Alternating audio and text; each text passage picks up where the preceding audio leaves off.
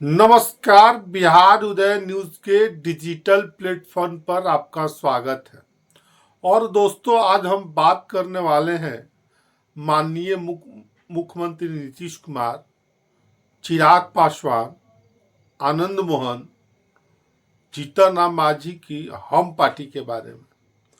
अभी आपने देखा होगा कि बिहार में 2024 में 13 नवंबर को उपचुनाव हुआ और उस उपचुनाव में इमामगंज सीट पर जीतन राम मांझी की पतोह एनडीए गठबंधन की उम्मीदवार दीपा मांझी खड़ी थी हम पार्टी से।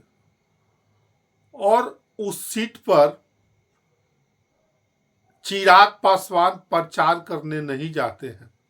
उस सीट पर एक पासवान कैंडिडेट जन सुराज के खड़े होते हैं और खड़ा होने के साथ साथ जन सुराज के जो उम्मीदवार हैं पासवान समाज से आते हैं और काफी अच्छी खासी संख्या में वोट को एकत्रित भी करते हैं पासवान समाज के। हालांकि ये बात अलग है कि जीतन राम मांझी की पतोह 5 से 6 हजार के बीच में ये चुनाव वोटों 5 से 6 हजार वोटों से चुनाव जीत जाती है। अभी कुछ दिन पहले आपने देखा होगा कि एनडीए के जेडीयू के जो नेता हैं, जेडीयू के सांसद के जो पति हैं आनंद मोहन जी ने चिराग पासवान पर सवाल उठाया और कहा कि अगर आप एनडीए में थे हैं तो फिर इमामगंज में प्रचार करने जीतन राम मांझी के लिए क्यों नहीं गए। और साथ साथ आनंद मोहन ने ये भी कहा कि 3 बार कार्यक्रम का समय देकर चिराग पासवान शिवहर का जब 2024 शिवहर लोकसभा का चुनाव हो रहा था उस समय वो आने का काम नहीं किए। इससे क्या साबित होता है? चिराग पासवान साबित करे, बोले कि वो एनडीए में है कि नहीं है।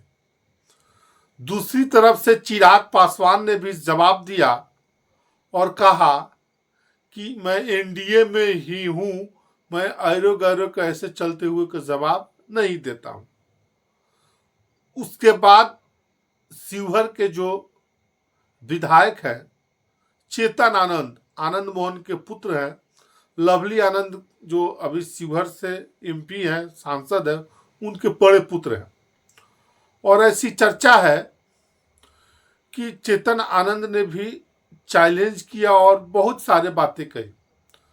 अब आपने देखा होगा कि कल माननीय मुख्यमंत्री नीतीश कुमार चिराग पासवान की पार्टी का स्थापना दिवस मनाया जाता है और एकाएक सभी को चौंकाते हुए नीतीश कुमार चिराग पासवान लोजपा रामविलास की जो स्थापना दिवस पार्टी का मनाया जा रहा था उसमें एकाएक पहुंच जाते हैं और चिराग पासवान को पीठों को सहलाते हुए नजर आते हैं। तो इससे क्या राजनीतिक तौर पर देखा जाए, चिराग पासवान के बारे में आप सभी को मालूम होगा 2025 के विधानसभा चुनाव में चिराग पासवान ने जहां जहां नीतीश कुमार जेडीयू के कैंडिडेट थे एनडीए से अलग होकर चुनाव लड़ा और जेडीयू के कैंडिडेट के खिलाफ अपना उम्मीदवार उतारा और 43 सीटों पर समेटने का लाने का काम चिराग पासवान ने किया। हालांकि नीतीश कुमार जी के बारे में कहा जाता है वो अपने दुश्मनों को भूलते नहीं है, मौका आने पर अच्छी तरह से जवाब देते हैं। लेकिन आप सभी को मालूम होगा 2024 के लोकसभा चुनाव में माननीय मुख्यमंत्री नीतीश कुमार अगर अड़ जाते, कहते कि नहीं चिराग पासवान को 5 सीटें नहीं देना है, इस गठबंधन से में उनको नहीं रखना है, तो शायद ही भाजपा उनको एनडीए गठबंधन का हिस्सा बनाती। और आपको बताते चले नीतीश कुमार जी ने लचीलापन दिखाते हुए चिराग पासवान को जिस तरह से कल लोजपा का स्थापना दिवस था, उसमें गए और पीठ सहलाया। एक तीर से कई निशाने लगा दिए हैं। एक तरफ आनंद मोहन को भी जवाब दे दिया है, चिराग पासवान की पीठ थपथपाकर उनके कार्यक्रम में जाकर। और सबसे बड़ी बात है, जिस जीतन राम मांझी की हम पार्टी के जो जीतन राम मांझी के कैंडिडेट को लेकर जो सारी चर्चाएं हो रही है, संतोष सुमन हम पार्टी के जो अभी सर्वोसर्वा है, सुप्रीमो है, राष्ट्रीय अध्यक्ष है संतोष सुमन, बिहार सरकार में कैबिनेट के मिनिस्टर हैं, वो भी उस कार्यक्रम में पहुंचे थे और चिराग पासवान के ही कार्यक्रम में पहुंचे थे और अच्छे खासे ढंगों से दोनों की बात हुई। अब इससे सबसे बड़ा सवाल है, इससे क्या प्रतीत होता है? अब चिराग पासवान के माध्यम से बहुत सारे संदेश माननीय मुख्यमंत्री नीतीश कुमार देना चाहते हैं। अभी आपने देखे होइएगा कि 2024 में जो उपचुनाव हुआ था विधानसभा जो चारों सीटों पर, रामगढ़, इमामगंज, बेलागंज, उसमें एनडीए की संयुक्त बैठक हुई थी और उस बैठक से एक नारा निकला था 2025 में 225 सीट एनडीए गठबंधन का ये नारा, नया नारा दिया था।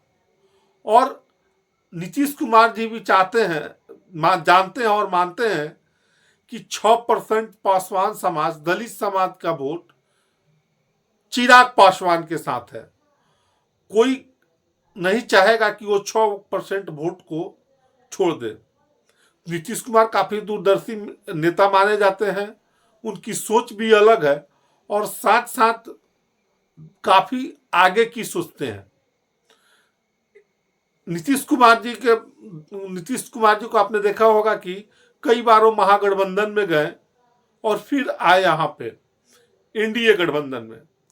और अब हम आपको बताते चले, इस गठबंधन में आने के बाद अब उनको लग गया है, माननीय मुख्यमंत्री नीतीश कुमार, बिहार सरकार के जो नीतीश कुमार जी हैं, कि अब हमारी महागठबंधन में हम जाएंगे तो पिछलग्गू बनकर रह जाएंगे, वहां हमारा कोई भाव नहीं मिलेगा और अंततः हमको मुख्यमंत्री बाद में तेजस्वी यादव को बनाना पड़ेगा।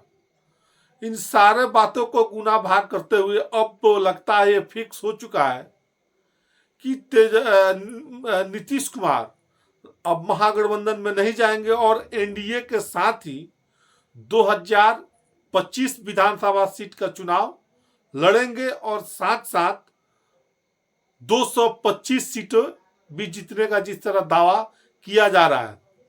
एक और खबर निकल कर आ रही है कि 15 नवंबर से एनडीए का संयुक्त जागरूकता अभियान, एक अभियान चलने वाला है।